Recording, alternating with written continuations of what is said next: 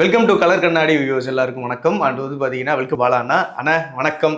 ரவிச்சந்திரன் அஸ்வின் தலைவன் வந்து போலர் சூப்பரான பவுலரு. ஒரு டைமில் வந்துட்டு ஆஸ்திரேலியாவில் போய் பயங்கரமாக விக்கெட் எடுக்குது, இந்தியாவில் விக்கெட் எடுக்குது, எல்லாம் ஓகேண்ணே. பட் இப்போ ரீசெண்ட் டைமில் வந்து இந்த ரிவ்யூ கொடுக்கறதுலாம் வந்து ஆரம்பிச்சிட்டாருண்ணே. ஆனால் வந்து பார்த்தீங்கன்னா இப்போ ரீசெண்டாக ஒரு வீடியோவில் வந்து இந்த டெக்னிக்ஸ்லாம் எப்படி, பேட்டிங் டெக்னிக்ஸ் எப்படி, இவங்களை எப்படி போட்டால் இவங்களை எப்படி அவுட் ஆகுன்ற மாதிரி தலைவன் வந்து ஒரு வீடியோ போட்டாப்புல.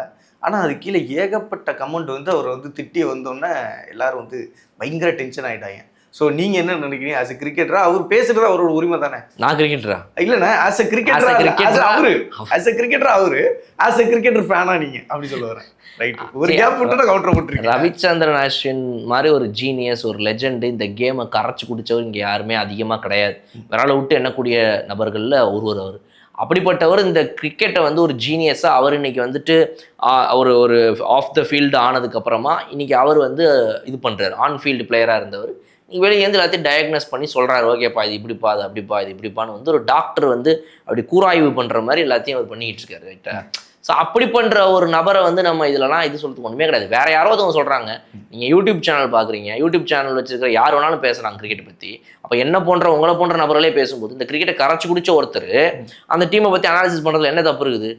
அதை நம்ம அக்செப்ட் பண்ணி தான் ஆகணும். ஓகே, ஸோ அதில் அவர் மேலே கோவத்தை காட்டுறதுல எதுவுமே கிடையாது. பட் இன்னொரு விஷயம் இதில் நம்ம பார்க்கணும், முக்கியமான ஒன்று, ரோர் 26க்கு அவர் வரல.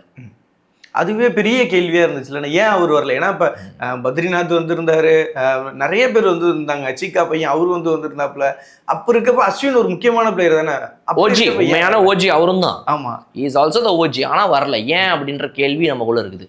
சிஎஸ்கே கூப்பிட்டு அஸ்வின் வரவில்லையா, இல்லை சிஎஸ்கே அஸ்வினை கூப்பிடவே இல்லையாங்கிறது நமக்கு தெரியாது. நிஜம் என்னங்கிறது அஸ்வினுக்கு தான் தெரியும், சிஎஸ்கே தான் தெரியும். ஸோ அப்போ அந்த இடத்துலயே வந்து ஒரு சின்ன ஒரு இது நமக்கு தெரியுது, ஒரு ரிஃப்ட் தெரியுது.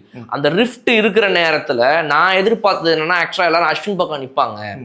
எல்லாரும் வந்துட்டு இவர் ஏங்க வரல, அவர் ஏங்க வரல, இவர் வந்து நான் நல்லா இருந்திருக்குமேங்கன்ற அந்த லிஸ்ட்டில் அஸ்வினை பற்றியும் கேட்டுருப்பாங்க தான் நான் நினச்சேன். பட் அது எங்கே எக்கு தப்பாக போச்சுன்னு தெரில. அஸ்வின் அவர்களுடைய வீடியோ தொடர்ந்து ஏதாவது ஒரு வீடியோ மூலமாக தான் அவருக்கு ஆக்சுவலாக இஷ்யூவே வருது. ஒரு வீடியோவில் வந்துட்டு சில விஷயங்களை சொல்லிட்டார், இன்சைட் இன்ஃபர்மேஷனை ஷேர் பண்ணிட்டாருன்ற ஒரு பிரச்சனை வந்துச்சு.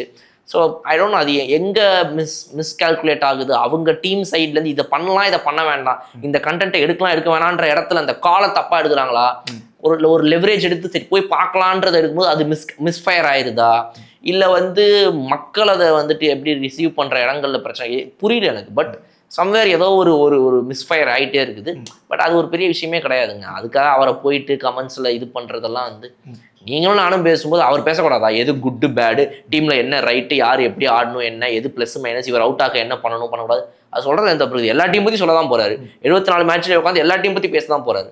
ஸோ அதெல்லாம் ஒரு மேட்டர். அவர் பெருசாக எதிர்பார்க்கணும்னு எனக்கு தோணல. ஓகே, அந்த கமெண்ட்ஸ்லேயே இன்னொரு விஷயம் வந்து பார்க்க முடியும். என்னன்னா, எல்லாருமே வந்து இந்த கிரிக்கெட் அண்டர்ஸ்டாண்டாக பயங்கரமாக விளையாடுற பிளேயர்ஸை வந்து இவங்க பெருசாக எடுத்துக்க மாட்டாங்க. ஒரு சிலவு இது வந்து கொஞ்சம் அண்டர் ரேட்டடாக இருக்கிற பிளேயர்ஸை தான் இந்த மாதிரி திட்டுவாங்களோ அப்படிங்கிற மாதிரி வந்து கேட்டிருந்தாங்க. இன்னொன்று வந்து அவர் வந்து டெக்னிக்ஸாக தானே சொல்கிறாரு, அதுக்கே இவ்வளோ விஷயங்களை இவங்க வந்து ஷேர் பண்ணணும் அவ்வளோதான் அப்படின்றது வந்து அதான் நானும் சொல்கிறேன்.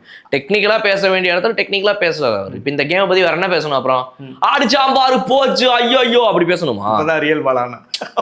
கமான், உங்களுக்கு வந்துட்டு ஜாலியாக பேசுறது பிடிச்சிருக்கா, ஓகே. ஆனால் ஜாலி மட்டும்தான் இருக்கணுமா? அவரும் ஜாலியாக பேசுவார், காமெடி பண்ணுவார். இவரும் உட்காந்து பேசும்போது நம்ம கூட யார் பேசுவார், நம்மள பீடாகும் அவரும் பேசும்போது எவ்வளோ ஃபன் இருக்குது. அந்த ஃபன்னை என்ஜாய் பண்ணுறோம்ல, அந்த ஃபன்னும் ப்ளஸ் கிரிக்கெட்டில் இருக்கிற அந்த நாலேஜ் அதுதானே முக்கியம். நம்ம சேனல் எடுத்துட்டோம்னா இப்போ நம்ம உட்காந்து நம்ம 2 பேரும் பேசுகிறோம், வெறும் ஃபன் மட்டும் பேசுகிறோமா? இல்லை. இப்போ நான் பாஸ்கி சாரோட உட்காந்து பேசும்போது வந்துட்டு ஃபன் இருக்குது. நம்மளோட RRR ஷோ என்ன, ரிவ்யூ, ரெமடி, ரகலை 3மே இருக்குது. ஓகே, வெறும் ரகலை மட்டும்தான் இருக்கும் அப்படின்னா அப்போ கிரிக்கெட்டை பார்க்க வந்தவங்க வராங்க, இல்லை வந்துட்டு இங்கே ஏதாவது காமெடி ஷோ சேனல் பார்க்க வந்தாங்க, ஸ்டாண்டப் காமெடிக்கு வந்துருக்காங்க, இல்லை. ஸோ அப்போ கிரிக்கெட்டை டெக்னிக்கலாக எங்கே பேசணும், எவ்வளோ அளவில் பேசணும் என்னங்கிறதெல்லாம் தெரிஞ்சுதான் ஒவ்வொருத்தவங்க அந்த மீட்டரில் பேசுகிறாங்க. ஸோ அதில் வந்து இவ்வளோலாம் பிரச்சனை பண்ண வேண்டிய அவசியமே கிடையாது. ஓகே, ஃபைனலான கேள்வினா, இதில் வந்து நீங்கள் பார்த்த அஸ்வின் அவர்கள் அப்படின்னா நீங்கள் பார்த்த போல ஒரு மெமரபிளான ஒரு இன்னிங்ஸ் இருந்திருக்கும். இந்த மாதிரிலாம் தலைவன் பண்ணியிருக்காரு, நீங்கள் என்ன இப்போ திட்டிகிட்டு இருக்கீங்க அப்படின்ற மாதிரி ஒரு மொமெண்ட் நீங்கள் பார்த்தது ஒரு மேட்ச் அஸ்வினோடது ஏதாவது ஒரு டெஸ்ட்? இந்த சாம்பியன்ஸ் ட்ராஃபி 2013 ஃபைனலில் அவர்கிட்ட ஒரு ஓவர் கொடுப்பாங்க, நம்ம தோனி கொடுப்பாரு. கொடுத்துட்டு அதாவது விக்கெட்ஸ்லாம் போயிருக்குது, ரைட், ஓகே. பட் ஈவன் ஆப்போசிட்டில் நிற்கிறவன் வந்து ஒரு பேட்ஸ்மனாகவே நின்னாலும் கூட, பவுலராகவே நின்னாலும் கூட, இல்லை நம்பர் 11 பேட்ஸ்மனாக இருந்தாலும் ஒரு 6 அடிச்ச மேட்ச் முடிஞ்சுதுன்ற பயம் இருக்குதுல்ல. அந்த இடத்துலலாம் அந்த டைமில் தோனி அந்த ஒரு மேட்ச் மட்டும் கிடையாது, எல்லா இடங்கள்லையுமே தோனி ஸ்பின்னர்னு இறக்கிடுவார் அஸ்வினை. பவர் பிளேல இறக்கி விடுவாரு. எங்கேயுமே வந்துட்டு அவர் ஒரு 9 out of 10 தோனியை ஏமாத்தினதே கிடையாது. அதுதான் எனக்கு அவர்கிட்ட ரொம்ப பிடிச்ச விஷயம். அவர் வந்து யாரையுமே வந்துட்டு டிசப்பாயிண்ட் பண்ணாத ஒரு பிளேயரா அப்படிங்கிறது எனக்கு தெரியாது. ஆனால் தோனியை டிசப்பாயிண்ட் பண்ணாத ஒரு பிளேயர் அவர். ஆஸ் அ பிளேயராக சிஎஸ்கேக்கு இருந்தப்ப, இந்தியாவில் இருந்தப்ப. ஸோ எனக்கு அவர்கிட்ட பிடிச்ச ரொம்ப பெரிய விஷயம் என்னன்னா, அந்த கரேஜியஸாக போல்டாக இறங்கி பவர் பிளேல போடுன்னு தலைவன் சொன்னப்ப நான் போடுறேன், எனக்கு இனோவேட்டிவாக டிஃப்ரெண்ட்டாக பண்ணுறது தான் பிடிக்கும், அதை என் தலைவன் எதிர்பார்க்குறான், நானும் பண்ணுறேன் அப்படின்னு இறங்கின ஒரு பிளேயர். அவரோட காம்போ வித் தோனி எனக்கு ரொம்ப பிடிக்கும். அந்த வேரியேஷன்ஸ் ஆஃப் பவுலரில் வந்து இந்த கேரம் பால்னு ஒருத்தரை கண்டுபிடிச்சதே தலைவன் தானே. 6 பால்ல 6 வேரியேஷன் போடக்கூடிய ஒரு பவுலர். இதை பற்றி நம்ம சேனல்லே நான் பல தடவை சொல்லியிருக்கிறேன் அஸ்வினை பற்றி.